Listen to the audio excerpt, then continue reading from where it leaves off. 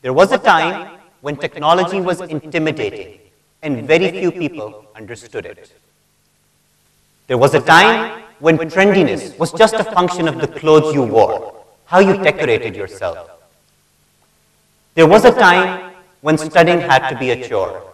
You had to lock yourself up in your room, you buried yourself under your books, and that's how you studied.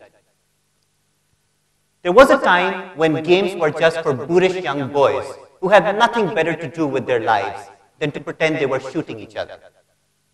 But then, all of that changed. Today, technology is for everyone. Whether you're a celebrity or a commoner, you can have a piece of this pie. It's very accessible. Gossip Girls has taught us that trendiness today derives a lot of its inspiration from technology. So it's not just the clothes and style. It's the devices you carry, the cell phone you use, the laptop you use. Studying today doesn't have to be so burdensome. It can be done in groups. It can be done in interactive manners. It can be fun. And most of all, games today, computer games, are for everyone. For the young, for the old, for men and women. Everyone can have a piece of this action. So why am I sharing with you all these completely unrelated thoughts? It's because I think these are all very important trends that are converging today in a major paradigm shift, a radical way in which we change the way we view the world. But before I explain that, let's delve a little bit into the anatomy of a game. Let's try to understand what's so compelling about something that can seem so trivial, like Farmville. On the surface, it's just a simple game. But what compels someone to devote hours of his life to playing something like Farmville? So I have a few ideas. Most of all, something like Farmville, a game like Farmville, gives us a chance to compete with people. It gives us a chance to connect with them. We're inherently social beings, and we love a chance to connect, to compete in a healthy manner from the safety of our computer, from the safety of our homes. More than that, something like Farmville gives us a chance to achieve, to win shiny trophies, ribbons, the kind of awards we might not be able to win in the real world. Farmville is special because it allows us to decorate our farm, to beautify it, to customize it, to show it off, and to share it with the world. But if you probe beneath the surface of Farmville, isn't it so much more than a game? If you think about it, when you're playing it, don't you have to think about elements like psychology, human psyche, economics, resource management? With some effort, couldn't you reskin this game of Farmville as a game that teaches people about managing resources in a better way? Couldn't they learn how to take finite resources and maximize their payoffs? And that brings me to my great idea. So on the one hand, you have education that seems burdensome, that seems trivial, uncreative. On the other hand, you have computer games that are creative but trivial and are not supposed to add any value to your daily life. But I think the two of these mediums are coming together today in something very powerful. So let me introduce you to some of the games, some of these educational games that are rocking our world. Studies have shown that students struggle with math and science studies very early in their education.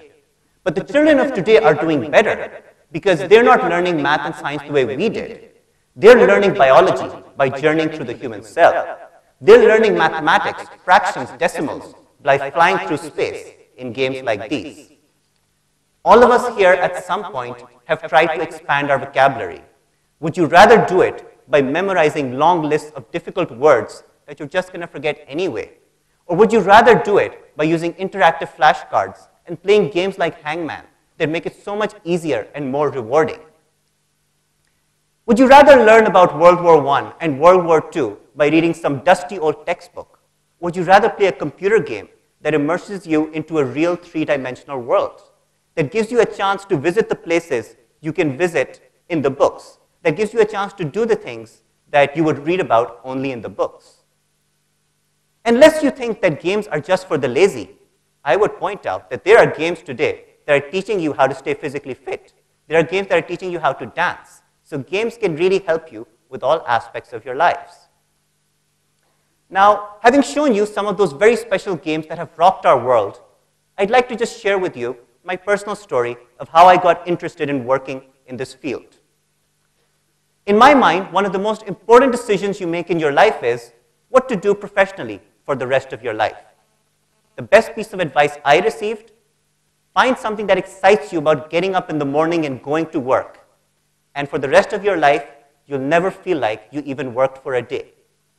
So when I thought about that advice, I realized even though my training was in very uncreative things in engineering and management, what really excited me was the chance to learn about art, about music, about design, the things I'd never learned in school.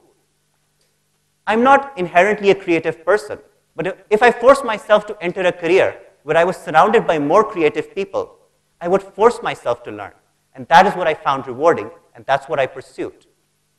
More than that, I realized I didn't just want to work in some obscure area of technology that nobody could relate to. When I'm working on games, I can actually hand you a cell phone and show you what I work on. You can play what I work on. You can see it. You can appreciate it. And the fact that you can relate to it so easily makes me appreciate my profession so much more. But like all of us, I've had my moments of epiphany. I realized I enjoyed making games, but I still wanted to make a tangible impact on people's lives. And it was at that point that I realized, yes, I should work on games because I like the idea, but not just any games. I should work on serious educational games that really communicate something to people and make them better people. In my mind, your profession is not complete just because you've selected it and it gives you satisfaction today. In my mind, your profession is special because it brings with it certain dreams, certain ambitions that motivate you for the rest of your life. So allow me to share some of the dreams I harbor with this profession. I dream of the day when playing games is a regular part of any educational curriculum. You go to class on the first day, you meet the teacher, you get your textbook, you are also given the game you have to play for the entire semester to improve your skills. I dream of the day when game designing is a serious career, where it's right up there with being a doctor, an engineer, or a lawyer, where you can study it in university, where you can conduct research, where you can earn degrees. I believe that game design is academic enough to have all these aspects to it. I dream of the day when game design can teach you virtually anything. It could make you a better doctor. It could teach you how to be a rock star. It could teach you how to be a cricket player. I honestly believe if a game is designed in the correct manner, it can teach you all these things in a very effective manner. I dream of the day when games are a part of culture, when they incorporate the symbols and icons we can all relate to. It's wonderful that in Pakistan today we make some games with global appeal. It's great that we make some games specifically with Western appeal. But I won't be fully satisfied with the profession until I see that our game designers are incorporating our own recognizable symbols, and it is then that games become a part of our culture. Most of all, I dream of the day when we all have universal access to games. You've all heard about Khan Academy. Khan Academy is special because it gives us universal access to educational videos. I believe the day when we have a Khan Academy for games cannot be far off. And in that case, games will no longer just be for the privileged who can afford it. Educational games could be for everyone. While I'm winding down, I'd like to invite all of you here, regardless of your background. You may be a science person, an arts person, a psychology person, a business person. I think each one of you has a special talent that can be contributed to game design. Games are not just for people with technical skills. Regardless of your interests, regardless of your background, you can contribute something very special to this field, so you should consider it. Most of all, today, as we're reflecting, as we're rethinking ourselves, I invite you to think about the fact that we're at a very special point in civilization because we found a way to combine our work and our play into one unified medium. And all of you here have a very special chance to appreciate that, and more importantly, to become a part of that. Thank you.